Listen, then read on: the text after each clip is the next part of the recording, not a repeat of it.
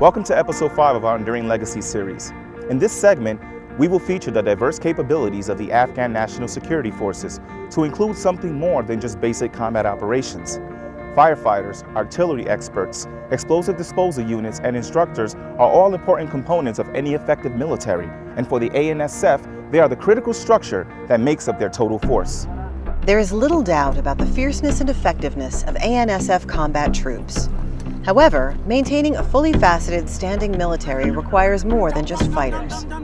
Over the past decade, coalition soldiers and advisors worked to establish the various support elements of the Afghan military.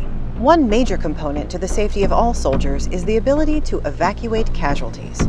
Working with Afghan-operated aviation support elements is a major component at the Regional Corps Battle School in southwest Afghanistan.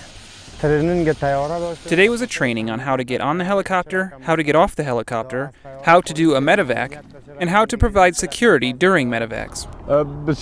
This flight training is very important for troops to understand how to get on and off the helicopter, especially in how to avoid the tail rotor and how to safely fly. It's also important to know how the helicopter will handle during an operation. With air assets comes the need for firefighters who can respond to emergencies on the flight line. Another major training event at the Regional Corps Battle School prepares Afghan firefighters in their chosen specialty.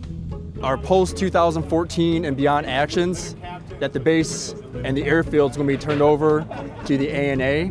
Currently, the Afghan National Army Fire Department now are only structural capable. They do not have any crash aircraft training.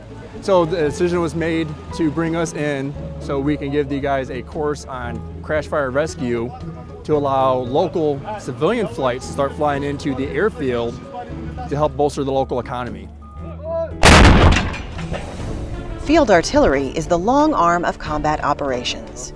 As the coalition reduces the availability of their air assets, Afghan artillery becomes an important stopgap.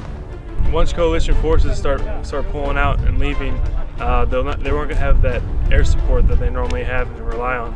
So with them relying more on these D-30s, they'll be able to support their troops.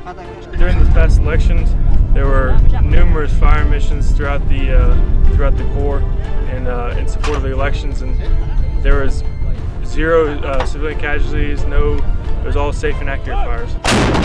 It's a very proud moment to see them in the lead and doing the certifications on their own, and us doing minimal support. We're basically just bringing them out here.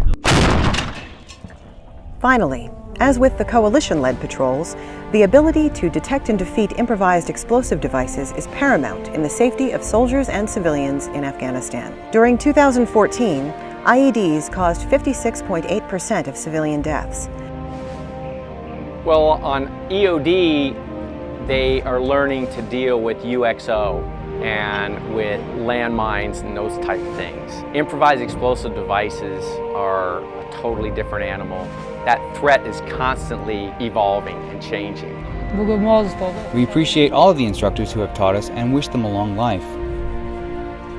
By training IED defeat specialists, the ANSF continues to improve its capabilities and self-reliance into the future. Since the beginning, coalition forces have worked with the ANSF to establish a military that is not just a combat force, but a total force. If you would like to stay up to date on the progress in Afghanistan, you can follow U.S. Forces Afghanistan on the web. See you next time.